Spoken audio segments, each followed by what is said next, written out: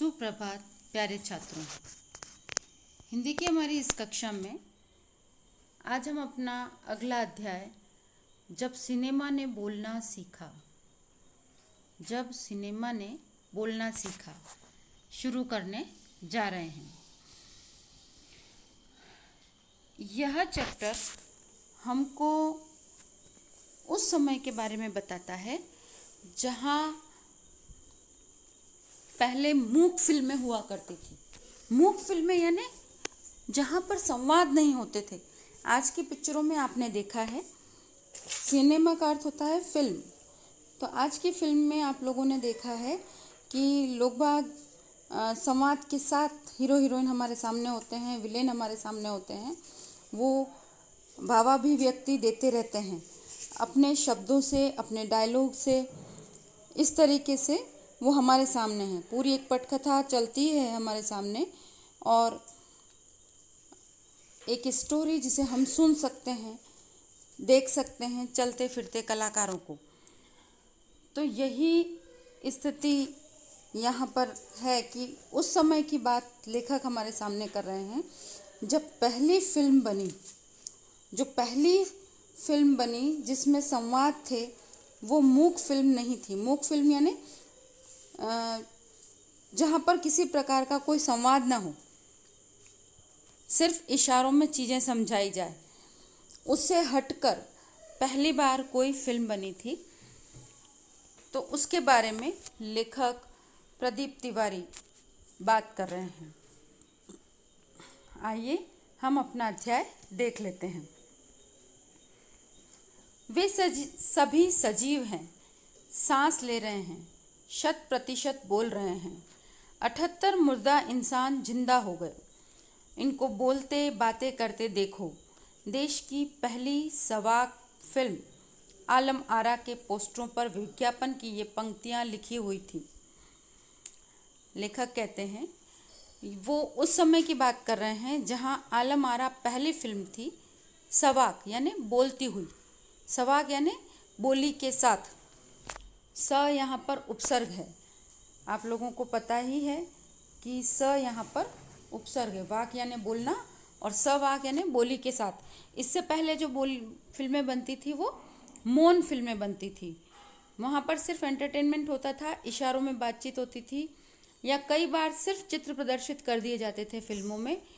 किसी प्रकार का हलचल भी नहीं दिखाई देती थी।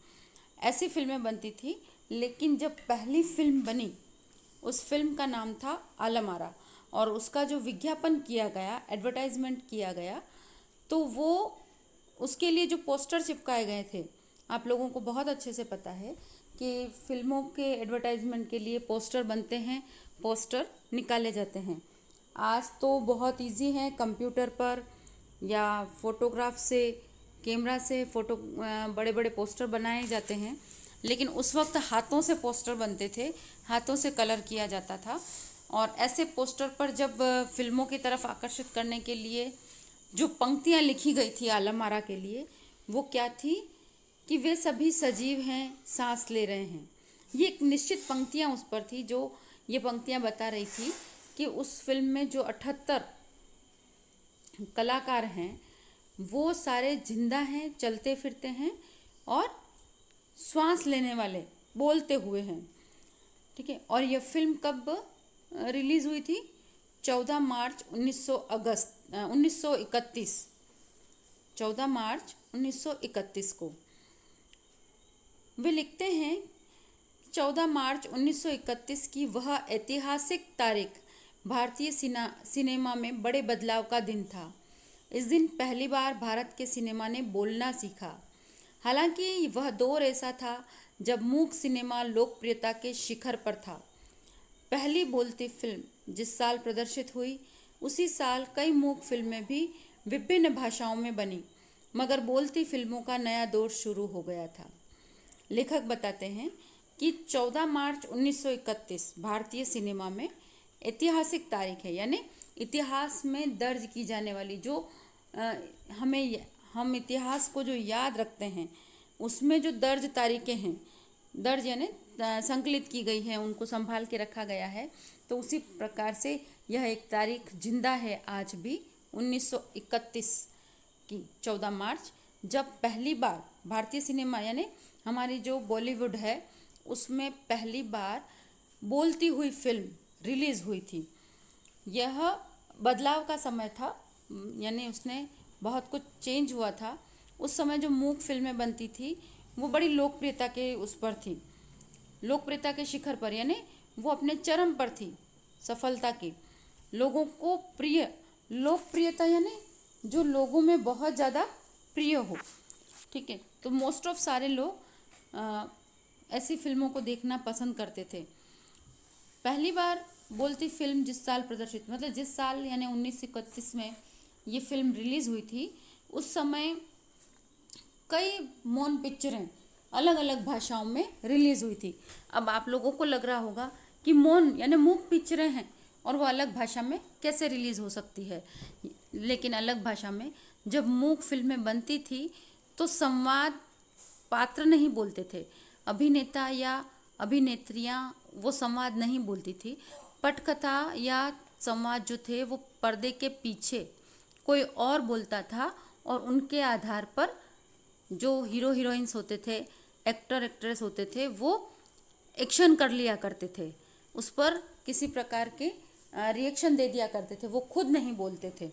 तो वही चीज़ जो पीछे से पटकथा बोल रहे हों या पीछे से जो डायलॉग बोल रहे हैं, उन वो पर्दे के पीछे से अलग अलग भाषा में रिलीज़ हो जाते थे। इसीलिए कहा गया है कि अलग अलग भाषाओं में रिलीज़ हुई थी। पहली बोलती फिल्म आलम आरा बनाने वाले फिल्मकार थे अर्देशीर एम ईरानी। अर्देशीर ने 1929 में हॉलीवुड की एक बोलती फिल्म शोबॉट देखी और उनके मन में बोलती फिल्म बनाने की इच्छा जागी। पारसी रंगमंच के एक लोकप्रिय नाटक को आधार बनाकर उन्होंने अपनी फिल्म की पटकथा बनाई। इस नाटक के कई गाने ज्यों के त्यों फिल्म में ले लिए गए। एक इंटरव्यू में अर्देशीर ने उस वक्त कहा था, हमारे पास कोई संवाद लेखक नहीं था, ठीक है। अब जो पहली आलम आरा बोलती हुई फिल्म बनी थी उसके निर्देशक, ठीक है, डायरेक्टर जो थे वो कौन थे? अर्देशीर एम ईरानी, ठीक है, पारसी थे वो। और उन्होंने 1929 में एक हॉलीवुड की पिक्चर देखी थी। बॉलीवुड की यहाँ पहले ही लिखा हुआ है कि भारतीय फिल्म इतिहास में यानी बॉलीवुड में जो पहली बोलती फिल्म थी वो थी आलम आरा। लेकिन हॉलीवुड में बोलती हुई फिल्में बहुत सारी बन चुकी थी। तो उन्होंने एक फिल्म देखी थी जिसका नाम था शोबॉट, और उसको देखने के बाद उनके मन में ये इच्छा जागी कि हमारे भारतीय फिल्मों में भी ऐसा होना चाहिए कि हम अपनी भाषा में भी ऐसी बोलती फिल्म बनाएं। तो उन्होंने क्या किया कि पारसी रंगमंच के एक लोकप्रिय नाटक को आधार बनाया। उस समय, जिस समय की हम बात कर रहे हैं, उस वक्त रंगमंच बहुत फेमस था। रंगमंच यानी कि बड़े बड़े नाटक हुआ करते थे थिएटर्स में, और वो सजीव होते थे। आप लोगों ने देखा है, जैसे अगर मैं कहूँ कि जैसे हमारे स्कूल में एनुअल फंक्शन होते हैं और उस एनुअल फंक्शन में नाटक करते हैं हम लोग, ठीक है, जो ड्रामास हम करते हैं, तो इसी तरीके से बड़ी बड़ी कहानियों पर थिएटर, बड़े बड़े थिएटर होते थे जिनमें कलाकार वास्तविक रूप से, पर्दे की आड़ नहीं होती थी, उस डायरेक्ट ही नाटक हुआ करता था जिसे लोग बाग देखने जाते थे। तो एक ऐसा ही पारसी नाटक था जिसको आधार बनाकर अर्देशीर ने एक फिल्म बनाई बोलती हुई, और उन्होंने उस नाटक में जो गीत वगैरह थे उनको एज इट इज़ अपनी फिल्म में ले लिया था। उन्होंने एक इंटरव्यू में कहा था कि जब हमें ये फिल्म बना रहा था तब हमारे पास संवाद लेखक नहीं थे, ठीक है। आप लोगों ने देखा होगा कि पूरी एक टीम होती है, पूरी एक टीम होती है जब फिल्म बनती है। स्टोरी राइटर होता है, स्टोरी राइटर के अलावा डायलॉग राइटर होते हैं, पूरी एक कास्टिंग टीम तैयार रहती है। आप लोगों जो ड्रेस डिसाइड करे, जो हेयर स्टाइल डिसाइड करे। तो इसी तरीके से उस समय संवाद लिखने वाला, संवाद यानी संवाद का अर्थ क्या होता है? संवाद का अर्थ होता है डायलॉग। संवाद का अर्थ क्या होता है? डायलॉग। तो उस वक्त डायलॉग लिखने वाला कोई भी नहीं था और न ही संगीतकार था, न ही गीतकार था। यानी फिल्म बना रहे हैं अर्देशियर जी, लेकिन उनकी विडंबना, उनकी तकलीफ जो थी वो ये कि उनके पास कुछ भी नहीं था। वो एक जो पूरी कास्टिंग टीम होती है वो उनके पास नहीं थी। न तो उनके पास डायलॉग राइटर था, न कोई गीतकार था जो गीत लिख सके, न संगीतकार था जो गीतों को या सॉन्ग्स को अपना म्यूज़िक दे सके। ठीक है, इन सब की शुरुआत होनी थी। अर्देशियर ने फिल्म के गानों के लिए स्वयं ही धुनें चुनी। फिल्म के संगीत में महज 3 वाद्य तबला, हारमोनियम और वायलिन का इस्तेमाल किया गया। आलम आरा में संगीतकार या गीतकार में स्वतंत्र रूप से किसी का नाम नहीं डाला गया। इस फिल्म में पहले पार्श्व गायक बने WM खान। पहला गाना था दे दे खुदा के नाम पे प्यार, अगर देने की ताकत है। ठीक है, तो स्थिति कितनी विपरीत थी कि अर्देशियर के पास कास्टिंग टीम नहीं थी, न गीतकार थे, न संगीतकार थे, न संवाद लेखन थे, कोई भी नहीं था। फिर भी उन्होंने उस फिल्म की शुरुआत की। कुछ गानों की धुनें यानी म्यूज़िक उन्होंने खुद बनाया और जो म्यूज़िक बनाया गया उसमें 3 ही इंस्ट्रूमेंट यूज़ करें म्यूज़िक के लिए, तबला, हारमोनियम और वायलिन। आलम आरा ने जब अपनी फिल्म को रिलीज़ किया तो फिल्म में पर्सनल रूप से किसी भी म्यूजिशियन का या सिंगर का नाम नहीं दिया, लेकिन उनके फिल्म में जो पहले पार्श्व गायक बने, पार्श्व गायक यानी सिंगर जो थे, वो उनका नाम क्या था, WM खान। ठीक है, और उन्होंने पहला गाना जो लिखवाया वो था दे दे खुदा के नाम पर प्यारे, अगर देने की ताकत है। उन्होंने प्रभु को मानकर अपने सामने जो कुछ मांगना चाहा, प्रभु से मांगना चाहा। आलम आरा का संगीत उस समय डिस्क फॉर्म में रिकॉर्ड नहीं किया जा सका। फिल्म की शूटिंग शुरू हुई तो साउंड के कारण उनकी शूटिंग रात में ही करनी पड़ती थी। मूक युग की अधिकतर फिल्मों को दिन के प्रकाश में शूट कर लिया जाता था, मगर आलम आरा की शूटिंग रात में होने के कारण इनमें कृत्रिम प्रकाश की व्यवस्था करनी पड़ती। यहीं से प्रकाश प्रणाली के बारे में आगे फिल्म निर्माण का जरूरी हिस्सा बना। आलम आरा की जो स्थिति थी इस फिल्म को बनाते वक्त वो ऐसी हुई कि जो उनके गाने रिकॉर्ड हुए तो वो डिस्क फॉर्म में, पहले अभी जो आपने सीडियाँ देखी है छोटी छोटी, वैसी बड़ी बड़ी थालियों के आकार की, और उसको डिस्क कहा जाता था और उसी में रिकॉर्ड होते थे।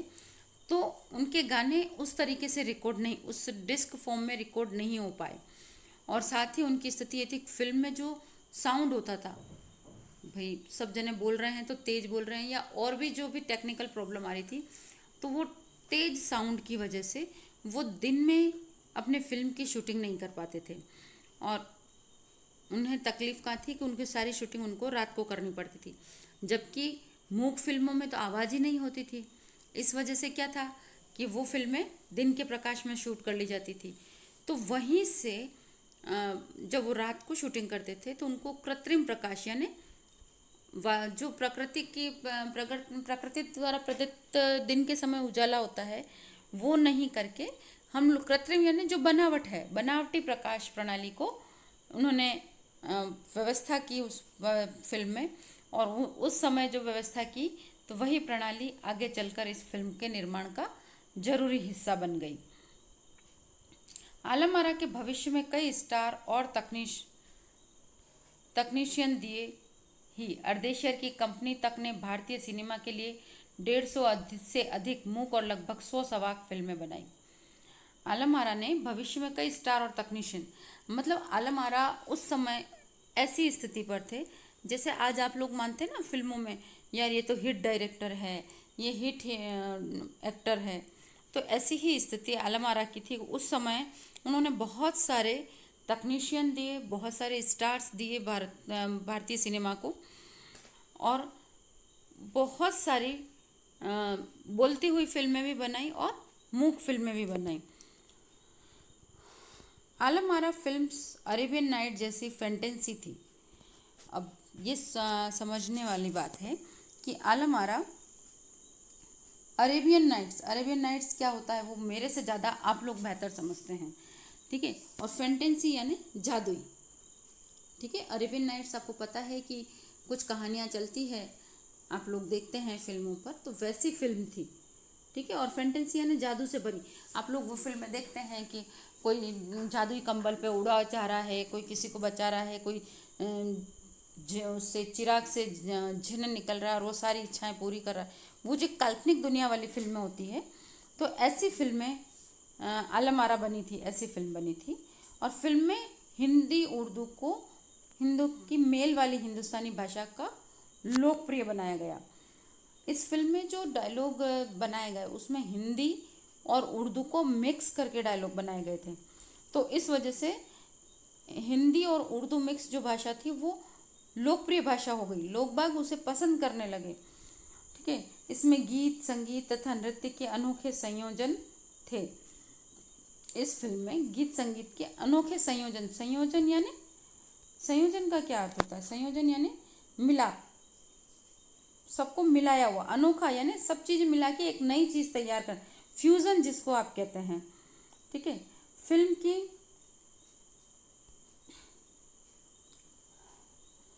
की नायिका जुबेदा थी, नायक थे विट्ठल। वे उस दौर के सर्वाधिक पारिश्रमिक पाने वाले स्टार थे। नायिका का क्या अर्थ होता है? नायिका का अर्थ होता है एक्ट्रेस, ठीक है। और इसी का विपरीत नायक, नायक यानी एक्टर। तो दोनों के नाम दे रखे हैं कि नायिका यानी एक्ट्रेस जो थी वो जुबेदा थी, नायक कौन थे? विट्ठल। और वो दोनों उस समय के सबसे ज़्यादा पारिश्रमिक यानी मेहनताना लेने वाले, ठीक है। तो सबसे ज़्यादा पारिश्रमिक पाने वाले स्टार थे, यानी उस वक्त के वो हिट जोड़ी थी, हिट कलाकार थे, हर कोई इन्हें अपनी फिल्मों में लेना चाहता था। उनके चयन को लेकर भी एक किस्सा काफ़ी चर्चित है। अब लेखक बता रहे हैं कि जब उनका चयन किया गया, उनको सेलेक्ट किया गया फिल्मों में, तो उस वक्त भी एक रोचक किस्सा था, रोचक यानी जो मन को अच्छा लगने वाला, ठीक है। तो उन्होंने बताया कि विट्ठल जो हिट एक्टर थे उस समय के, उनको उर्दू बोलने में बड़ी मुश्किल आती थी, तो इस वजह से उनका सिलेक्शन ही नहीं किया गया फिल्म में।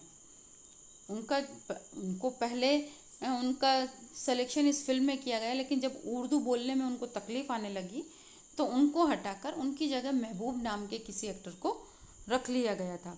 इससे विट्ठल जो थे वो बहुत नाराज़ हुए। नाराज़ होना स्वाभाविक है, एक ईगो वाला प्रश्न बन जाता है कि इतना उम्दा कलाकार है, वो हिट कलाकार है, और उसको फिल्म से निकाल दिया जाए और उसकी जगह किसी और को लिया जाए, ठीक है। तो उनको वो चीज़ इतनी हर्ट हुई कि उन्होंने कोर्ट में मुकदमा का दायर कर दिया और वहाँ से अपना हक प्राप्त किया उन्होंने, ठीक है ना। मतलब अपने इस फिल्म में रोल लेने के लिए उन्होंने कोर्ट में केस दायर किया और वहाँ से लीगल तौर पर वो जीत कराकर उन्होंने अपना हक प्राप्त किया था। यहाँ पर ये लाइन हमको समझाती है कि हमारी छोटी से छोटी कमी हमारी सफलता पर कहीं कलंक लगा देती है। विट्ठल उस समय के जाने माने कलाकार थे, लेकिन स्थिति क्या हुई कि एक कमी थी उनकी कि उर्दू उन्हें सही से नहीं बोलना आती थी, तो उस समय डायरेक्टर ने उनको फिल्म से बाहर निकाल दिया था। आज का हमारा अध्याय यहाँ तक ही है, इसके आगे का अध्याय हम अपनी अगली कक्षा में पढ़ेंगे। धन्यवाद।